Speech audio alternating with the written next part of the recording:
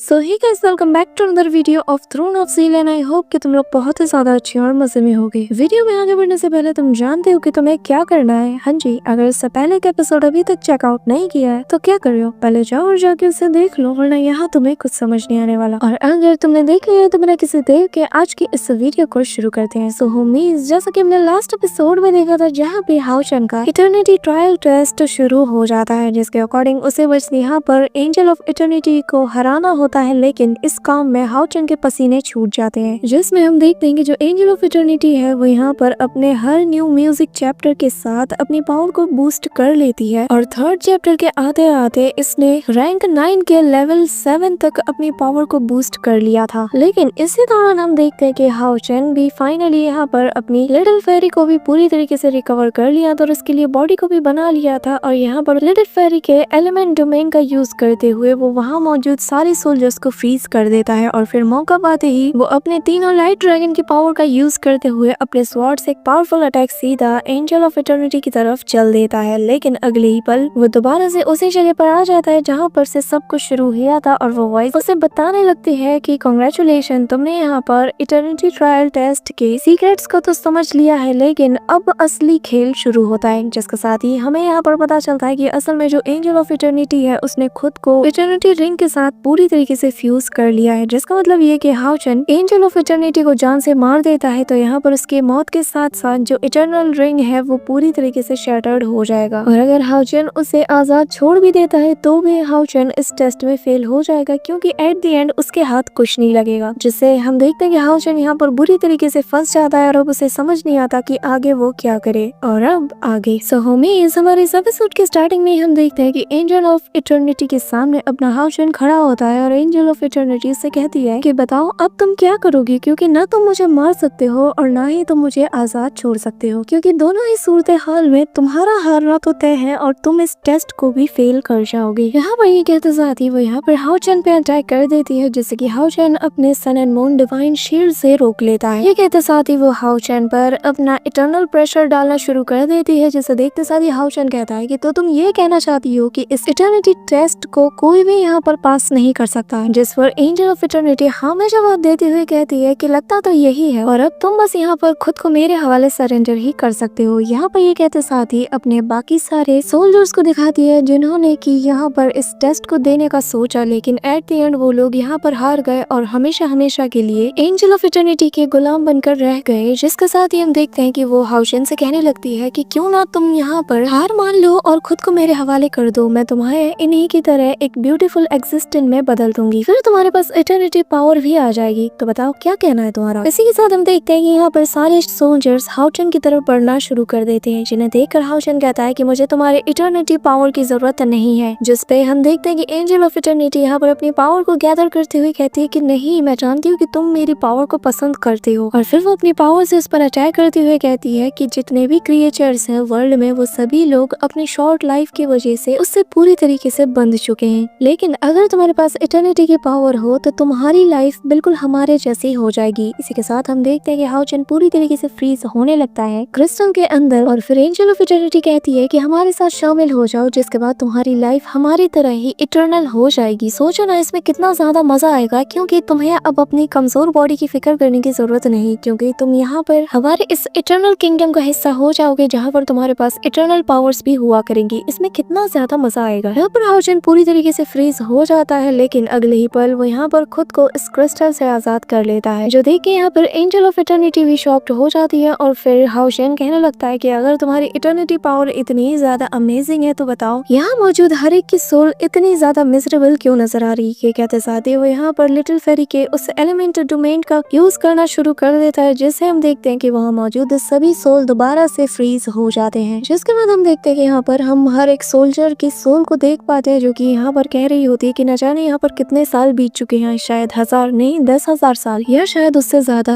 हम कब से जीते आ रहे हैं हमें खुद भी पता नहीं और लगता है कि इस जिंदगी का कोई भी एंड नहीं है। हम गलत थे, हमें लगा था कि ये ब्लेसिंग्स है, लेकिन ये पावर कोई ब्लेसिंग नहीं बल्कि एक कर्स की तरह है। जिसके साथ ही यहाँ मौजूद सभी की सोल चिल्लाती हुई कहने लगती है कि प्लीज हमें सुकून के साथ मरने दो, हम मरना चाहते हैं, हमें अंत चाहिए। यहाँ पर एंजल ऑफ इटर्निटी भी इन सभी की आवाज सुनकर शॉक्ड हो जाती है और फिर हाउचन कहने लगता है कि लगता है कि तुम लाइफ की ट्रू मीनिंग को आज तक समझ ही नहीं पाई। इसी के साथ वो उसकी तरफ आगे बढ़ते हुए कहता है कि जिंदगी भले ही बहुत ज्यादा छोटी हो, लेकिन ये किसी टूटते तारे की तरह बहुत ही ज्यादा चमकदार और रोशन होता है। भले ही इसकी टाइम बहुत ज्यादा छोटी हो, लेकिन किसी टूटते तारे की तरह ये बहुत ही ज्यादा हसीन होती है। ये कहते साथ ही वो उस पर अटैक करने के लिए आगे बढ़ता है, जो देखकर एंजल ऑफ इटर्निटी कहने लगती है कि मेरी इटर्नल सोल को डैमेज करने का तुम सोचना भी मत, और वो भी उस पर काउंटर अटैक करती है। लेकिन हाउचन इजीली उस पर दोबारा से स्लैश अटैक करके उसके अटैक से डॉज कर जाता है, और फिर हम देखते हैं कि उसके पीछे पूरी की पूरी फौज खड़ी हो जाती है। और वो लोग हाउचन से कहते हैं कि चलो इसे साथ मिलकर मार देते हैं, साथ मिलकर हम इस कर्स को खत्म कर देते हैं, और साथ मिलकर ही हम यहाँ से हमेशा हमेशा के लिए आजाद हो जाते हैं। इसी के साथ इटर्निटी एंजल को ये देखकर बहुत ही ज्यादा गुस्सा आ जाता है और कहता है कि आखिर तुम ऐसा कैसे कर सकते हो। लेकिन तभी हाउचन के एक कमांड पाते ही ये सारे सोल्जर्स उस पर टूट पड़ते हैं, जिससे वो खुद को बचा नहीं पाती, और हाउचन इस मौके का फायदा उठाते हुए तेजी से उस इटर्नल रिंग की तरफ दौड़ता है। और यहाँ पर एंजल ऑफ इटर्निटी चिल्लाते हुए कहती है कि प्लीज उसे डैमेज मत करना, अगर तुमने उसे डैमेज कर दिया तो तुम भी हारे जाओगे। जिस पर हाउचन कहता है कि मुझे हवा के विपरीत चलना है, इटर्निटी जैसी कोई चीज होती ही नहीं। ये कहते साथ ही वो घुमा के एक पावरफुल अटैक सीधा उसे इटर्निटी रिंग पर कर देता है, जिससे यहाँ पर जो कर्स इन सारे सोर्स पर लगा था वो पूरी तरीके से हट जाता है। वहाँ के सभी लोग यहाँ पर एंजल ऑफ इटर्निटी के उस कर्स से आजाद हो जाते हैं, और सभी लोग हाउचन को उनकी सोल को आजाद कराने के लिए शुक्रिया अदा करना शुरू कर देते हैं। यहाँ पर इतने सारे सोल्स के साथ मिलकर ही हम देखते हैं कि फाइनली यहाँ पर इटर्नल ट्री को हम देख पाते हैं, जिसे देखकर यहाँ पर एंजल ऑफ इटर्निटी भी शॉक्ड हो जाती है। और फिर हाउचन कहने लगता है कि अच्छा तो ये है असल में द ट्रू इटर्नल सोल।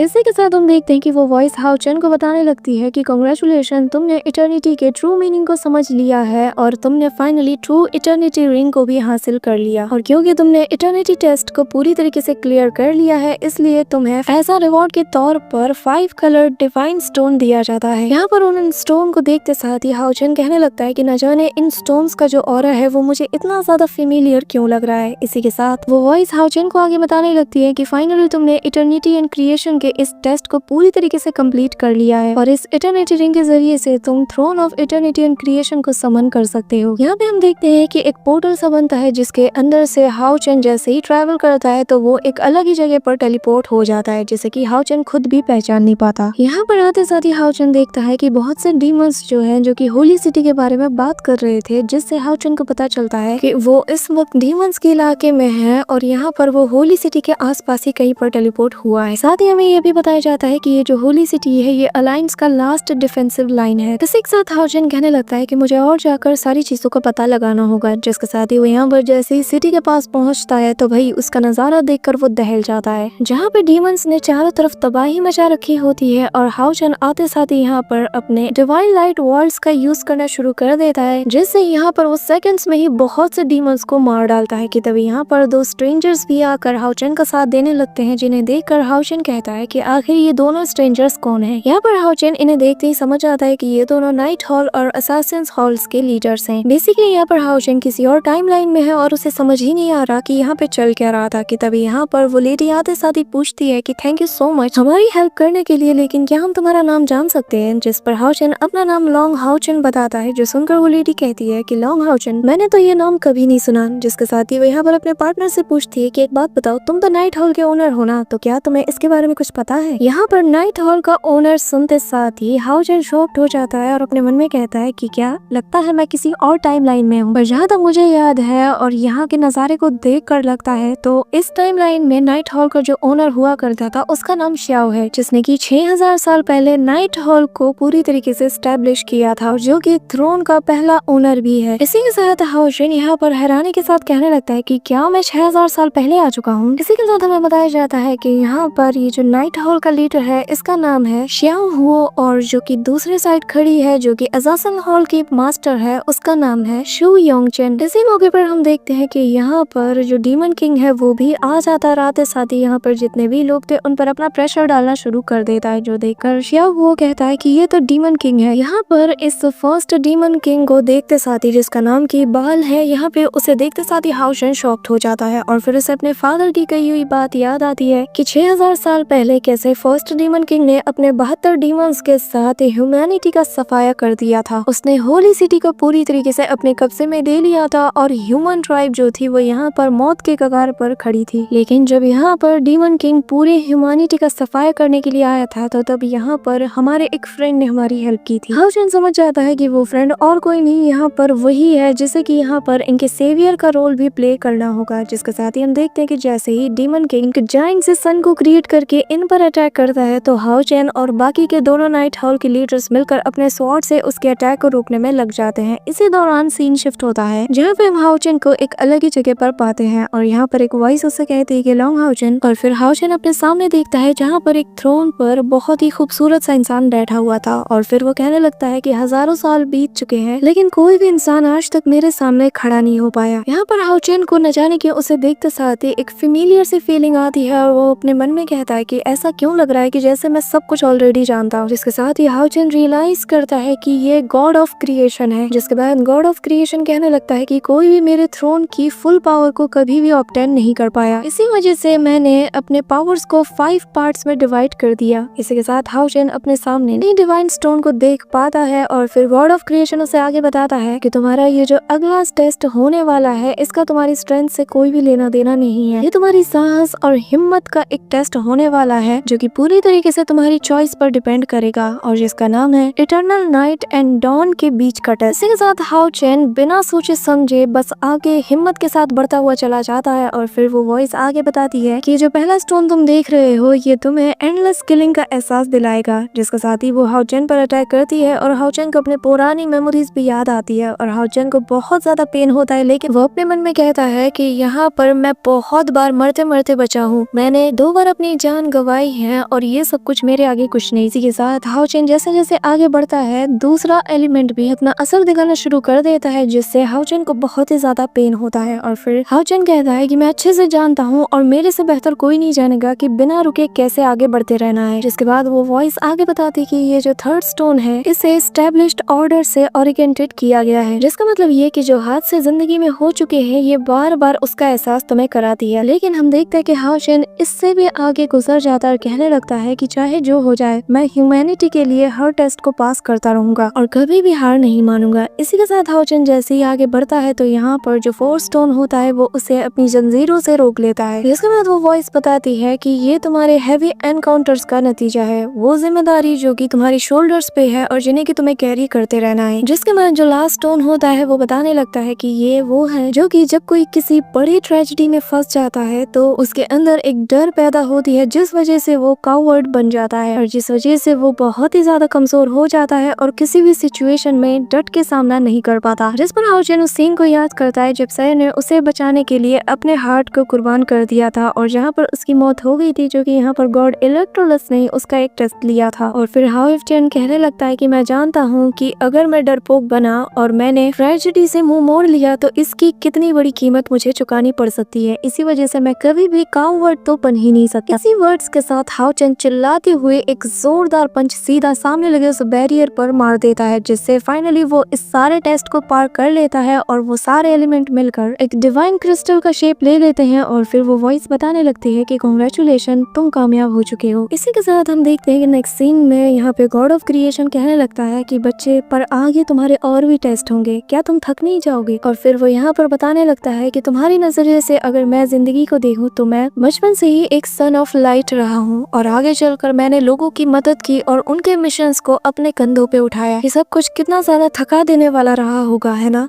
और फिर वो हाओ चैन के करीब जाते हुए कहने लगता है कि जरा सोचो, तुमने कुछ भी अपनी चॉइस से नहीं किया, बल्कि ये तुम्हारे कंधे पे जो जिम्मेदारियां हैं वो तुमसे करवा रही हैं। यहाँ तक कि ये टेस्ट भी, तुम्हारी इसमें जान भी जा सकती थी लेकिन तुमने फिर भी अपनी जिंदगी को जोखिम में डाला और यहाँ तक पहुँच गए। क्या तुम थक नहीं गए इन सब से? जिसको हाओ चैन बताने लगता है कि अगर मेरी गर्लफ्रेंड सैर यहाँ पर होती तो वो अब तक मुझे भी पीछे छोड़ चुकी होती और तुम्हें भी हरा दिया होता। जिसके साथ हाओ चैन उसकी तरफ देखते हुए कहता है कि तुम सही हो, ये सब कुछ, यहाँ तक का सफर सब कुछ बहुत ज्यादा थका देने वाला था, लेकिन तुम एक जगह गलत भी हो और वो ये कि ये सब कुछ किसी और की चॉइस नहीं बल्कि मेरी अपनी चॉइस है, क्योंकि मुझे नाइट बनना था। और जब भी मैं इस बारे में सोचता हूँ तो मेरे दिल में एक अलग ही फीलिंग आती है। वो फीलिंग ये बात बताती है कि ये सब कुछ मेरी चॉइस पर ही डिपेंड करता है और मुझे बीइंग अ नाइट खुद पर बहुत ज्यादा प्राउड फील होता है। इसी के साथ हम देखते हैं कि अचानक से सब कुछ बदल जाता है और हाओ चैन उसी 6000 साल वाले सीन में आ जाता है जहाँ पर फर्स्ट डीमन किंग यहाँ पे इन पे अटैक कर रहा था और हाओ हाउचन आगे बढ़ते हुए इन सभी से कहने लगता है कि चिंता मत करो, एक जनरेशन आएगी जो कि तुम्हारा बदला जरूर लेगी। ह्यूमैनिटी कभी भी वाइप आउट नहीं होगी और एक वक्त आएगा जब वो जनरेशन के लोग मिलकर ही डीमंस का पूरी तरीके से सफाया करके रख देंगे और जितने भी टेरिटरीज पर आज यहाँ के डीमन ने कब्जा किया है, हम फ्यूचर में इन सभी को वापस ले लेंगे। इसी के साथ गाइस हम देखते हैं कि यहाँ पर हाउचन अपना एक अटैक चलता है जिससे आसमान से एक तेज लाइट गिरती है जो कि यहाँ पर डीमन लॉर्ड के उस सन को पूरी तरीके से डिस्ट्रॉय कर देती है, जो देखकर वो भी शॉक्ड हो जाता है और कहने लगता है कि आखिर यहाँ पे चल क्या रहा है। यहाँ पर हम देखते हैं कि जैसे ही वो उसके सन को डिस्ट्रॉय कर देता है तो सभी लोग आंख बंद कर लेते हैं, लेकिन हाउचन अपनी पावर की मदद से सारे मलबे को इन पर गिरने से बचा लेता है। जिसके बाद हम देखते हैं कि हाउचन बहुत ही कूल वे में यहाँ पे आगे बढ़ रहा होता है और यहाँ पर जितना भी मलबा था उससे यहाँ पर हाउचन के लिए फुटिंग स्टेप्स बनते हुए जा रहे थे, जो कि दिखने में बहुत ही ज्यादा कूल लगता है और अपना हाउचन अपनी मंजिल के बहुत ही ज्यादा करीब होता है, जहाँ पर जैसे जैसे वो आगे बढ़ता है उसके सामने अब ट्रू इटर्निटी सोल ट्री भी नजर आने लगती है और हाउचन उसकी तरफ बढ़ने लगता है। इसी के साथ हम देखते हैं कि यहाँ पर जो ट्रू इटर्निटी सोल ट्री होती है वो भी पूरी तरीके से एक्टिवेट हो जाती है और हाउचन के सामने throne of eternity and creation नजर आने लगता है, जिसके स्टेप्स यहाँ पर बन जाते हैं और सभी लोग हाउचन को ही देख रहे थे। इवन की जो डीमन किंग था उस टाइम का वो भी पूरी तरीके से हैरान हो जाता है। नीचे मौजूद सभी लोग जो कि 6000 साल पहले एग्जिस्ट किया करते थे वो सभी लोग हैरानी के साथ बस हाउचन को ही देख रहे थे। इसी के साथ हम देखते हैं कि हाउचन जैसे जैसे आगे बढ़ता जाता है वो बहुत ही ज्यादा कूल लगता है और फिर हाउचन कहने लगता है कि मैं हमेशा एंशिएंट और इटर्नल दोनों विल में ही मौजूद रहूंगा और जो डिवाइन पावर जो कि पूरे ह्यूमैनिटी और यहाँ तक कि हर एक लिविंग क्रिएचर को कंट्रोल करती है, मैं उस पावर को आज यहाँ पर पूरे वर्ल्ड के लिए, पूरे क्रिएशन वर्ल्ड के लिए अपनी मर्जी से अब इसे कंट्रोल करूंगा। इसी के साथ हाउचन यहाँ पर throne of eternity and creation पर सवार हो जाता है। इसी के साथ हम देखते हैं कि यहाँ पर एक बहुत ही पावरफुल और ग्लोइंग लाइट इमिट होती है जो कि सीधा आसमानों से जा लगती है, जिसे देखकर वहाँ के लोग कहने लगते हैं कि देखो आसमानों में क्या हो रहा है। जिसके साथ हम देखते हैं कि यहाँ पर जो नाइट हॉल का फर्स्ट ओनर था वो भी हैरानी के साथ बस